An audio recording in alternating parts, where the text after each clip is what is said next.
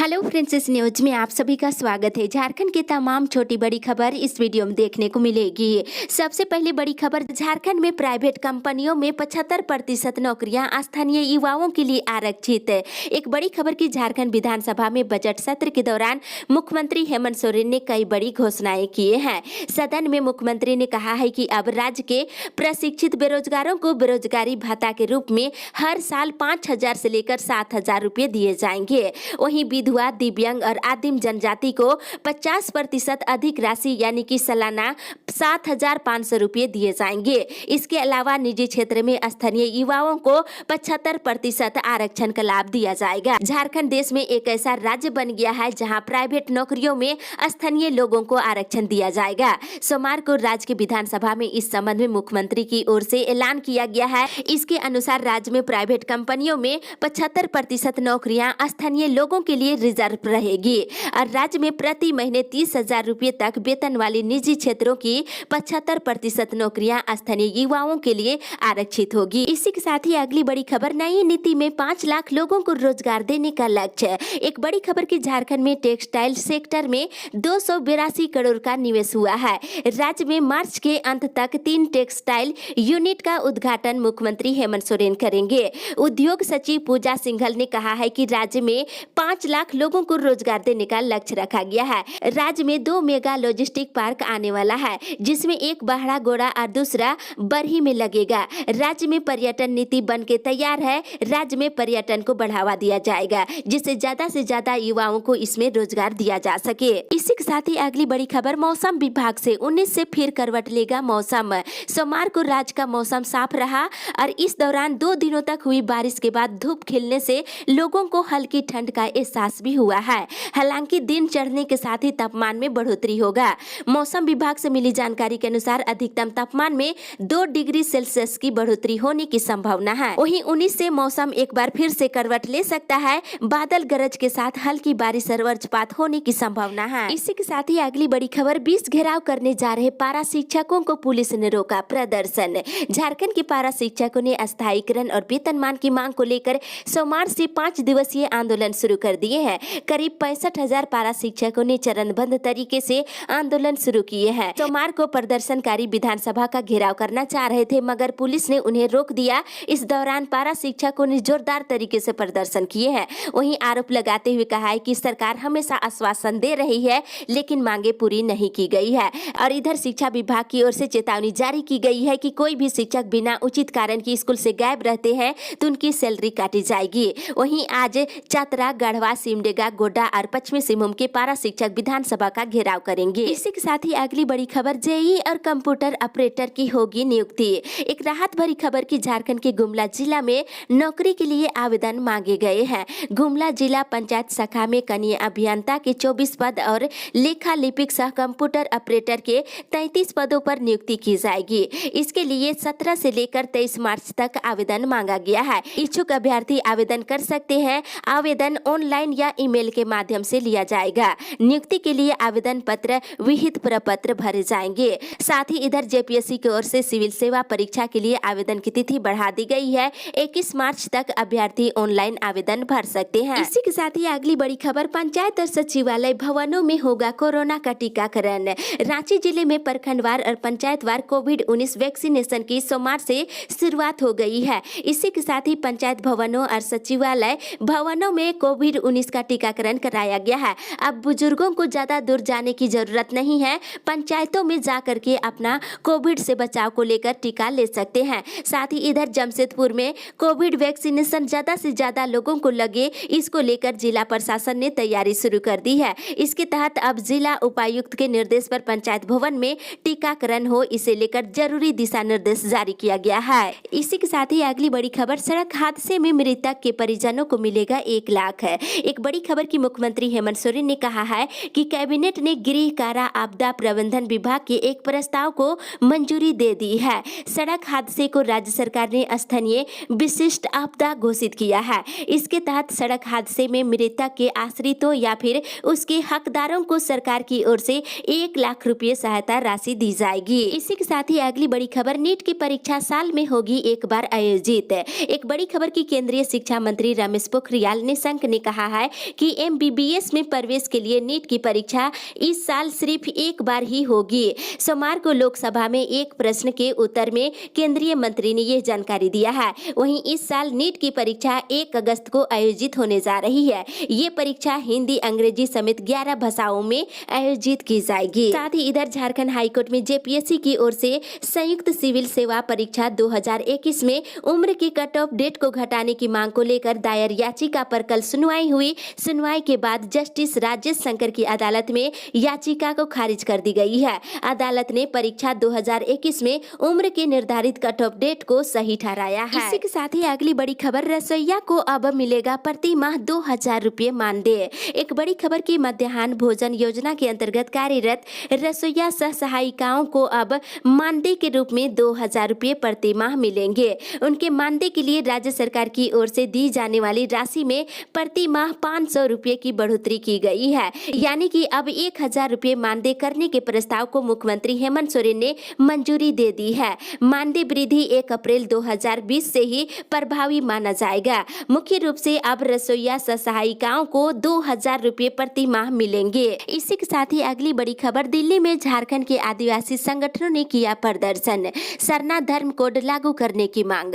सरना धर्म कोड को लागू करने की मांग को लेकर दिल्ली में झारखंड से आए राष्ट्रीय आदिवासी इंडिजीनियस धर्म समन्वय समिति के लोगों ने जंतर मंतर में प्रदर्शन किए हैं। उन्होंने मांग किया है कि केंद्र सरकार जल्द से जल्द सरना धर्म कोड के प्रस्ताव पर विचार करे। साथ ही आदिवासियों ने कुरुख, मुंडारी हो और गौड़ी भाषा को संविधान की 8वीं अनुसूची में शामिल करने की मांग की है। मांग पूरी नहीं होने पर देश भर में बड़े स्तर पर प्रदर्शन करने की बात कही है। इसके साथ ही अगली बड़ी खबर, आक्रोश बढ़ा कभी भी हो सकती है हड़ताल। HEC की औद्योगिक शांति भंग हो गई है। वेतन पुनरीक्षण और नियमित वेतन और अन्य मांगों को लेकर HEC के कामगारों में काफी आक्रोश देखने को मिल रही है।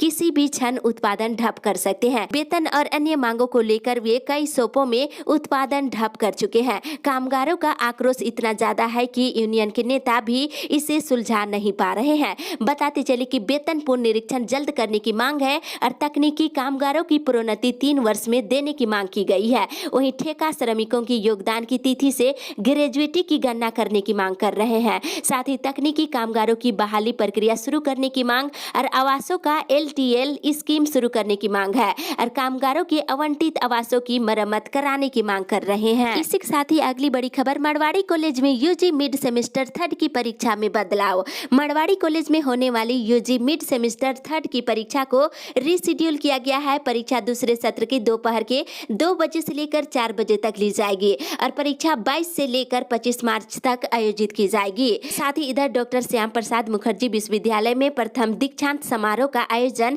26 से लेकर 30 अप्रैल के बीच आयोजित की जाएगी।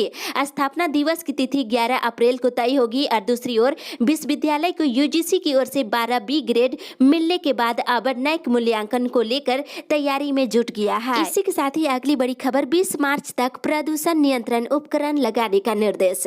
रामगढ़ जिला संभागनालय के सभागार में सोमवार को उपायुक्त संदीप सिन्हा ने जिले के विभिन्न कारखानों के प्रतिनिधियों के साथ प्रदूषण नियंत्रण को लेकर के बैठक की है। इस दौरान बैठक में उपायुक्त ने कहा है कि ज्यादातर कारखानों के द्वारा केंद्रीय प्रदूषण नियंत्रण बोर्ड और राज्य प्रदूषण नियंत्रण बोर्ड के द्वारा जारी दिशा निर्देशों का पालन नहीं की जा रही है। सभी कारखानों को प्रदूषण नियंत्रण उपकरण कारखानों में लगाने के संबंध में सख्त आदेश दिए हैं और जिले के सभी कारखानों को 20 मार्च तक का समय दिया गया है। रामगढ़ जिले को प्रदूषण मुक्त बनाने का निर्देश दिए हैं। इसी के साथ ही अगली बड़ी खबर, 10 लाख बैंक कर्मी आज भी रहेंगे हड़ताल पर। पब्लिक सेक्टर की 2 बैंकों के निजीकरण के खिलाफ करीब 10 लाख बैंक कर्मचारी सोमवार को हड़ताल में थे और आज भी हड़ताल पर रहेंगे।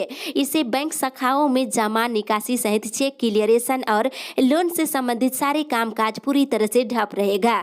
बैंकों का बंद झारखंड में भी देखने को मिल रही है। जन प्रदर्शन को संबोधित करते हुए सिंटू झारखंड प्रदेश के कार्यकारी अध्यक्ष ने कहा है कि वर्तमान की मोदी सरकार जो देश के सभी सार्वजनिक क्षेत्रों का निजीकरण करने में तुले है, वे बैंक, LIC, GIC, रेल समेत सभी सार्वजनिक क्षेत्रों को पूंजीपतियों के हाथों बेचकर देश को पूंजीपतियों के हाथों गुलाम बनाना चाहती है, जिसके कारण ये विरोध प्रदर्शन चल रही है। इसी के साथ ही अगली बड़ी खबर, नियोजन नीति रद्द कर युवाओं को किया गया बेरोजगार। विधानसभा की दूसरी पाली में सरकार के द्वारा लाए गए कल्याण और परिवहन विभाग के अनुदान मांग पर विधायक अमर बाउरी ने कटौती प्रस्ताव लाया है। उन्होंने कहा कि राज्य में आदिवासियों अल्पसंख्यकों की स्थिति अच्छी नहीं है। उन्होंने कहा कि सरकार ने नियोजन नीति को रद्द कर युवाओं को बेरोजगार बनाने का काम किया है। साथ ही वहीं दूसरी तरफ विधायक लेविन हेम्ब्रोम ने सरकार से अविलंब स्थानीय नीति बनाने की मांग रखी है। उन्होंने कहा कि पूर्व की सरकार ने सिर्फ आदिवासियों को छलने का काम किया है। CNT-SPT एक्ट में छेड़छाड़ कर आदिवासी हितों को नुकसान पहुंचाया है। इसी के साथ ही अगली बड़ी खबर, चमेली हादसे के पीड़ितों को मुआवजा और नौकरी देने की मांग। आजसू पार्टी के विधायक डॉक्टर लंबोदर महतो ने उत्तराखंड के चमेली जिले में झारखंड के मृत या लापता व्यक्तियों के परिवारों को मुआवजा राशि देने और आश्रितों को सरकारी नौकरी देने के लिए सारे कार्य को रोककर चर्चा करने के लिए सोमवार को बजट सत्र में कार्य स्थगन का प्रस्ताव लाया है। उन्होंने सदन के माध्यम से सरकार का ध्यान इस ओर आकर्षित कराया है। 7 फरवरी को उत्तराखंड के चमेली जिले के ऋषि गंगा में अचानक आई बाढ़ में झारखंड के कई लोग लापता और कई लोगों की मृत्यु हो गई है। सभी को सरकारी नौकरी और मुआवजा देने की मांग किए हैं। साथ ही उन्होंने ST-SC अल्पसंख्यक समुदाय को गुणवत्तापूर्ण शिक्षा दिलाने की मांग किए हैं। वहीं उन्होंने कहा कि उनके क्षेत्र में धान अधिप्राप्ति केंद्र नहीं खोला जाता है तो सदन के बाहर भूख हड़ताल पर बैठेंगे। इसी के साथ ही अगली बड़ी खबर, आउटसोर्सिंग के सवाल पर घिरी सरकार। झारखंड विधानसभा में आउटसोर्सिंग से जुड़े सवाल ने सोमवार को राज्य सरकार को मुश्किल में डाल दिया। CPC के द्वारा तारांकित प्रश्नकाल में इस संदर्भ में उठाए गए सवाल को लेकर सत्ता पक्ष के विधायकों ने भी सरकार को घेरा। संसदीय कार्य मंत्री स्थिति को स्पष्ट करते हुए असहज दिखे और इस अहम सवालों को आगे के लिए टाल दिया गया है। इस पर CPC ने सवाल करते हुए कहा कि आउटसोर्सिंग कर्मी जब सक्षम नहीं थे तो इसे काम पर क्यों रखा गया, अब इसे क्यों हटाई जा रही है। इस पर सरकार की ओर से कहा गया है कि जो लोग पुराने हैं उन्हें नियुक्ति में प्राथमिकता दी जाएगी, उन्हें हटाया नहीं जाएगा। इसी के साथ ही अगली बड़ी खबर, प्रत्येक प्रमंडल में खुलेंगे OBC और अल्पसंख्यकों के लिए आवासीय विद्यालय। एक बड़ी खबर की राज्य के 5 प्रमंडलों में पिछड़ी जाति और अल्पसंख्यकों के लिए अलग अलग आवासीय विद्यालय खोले जाएंगे।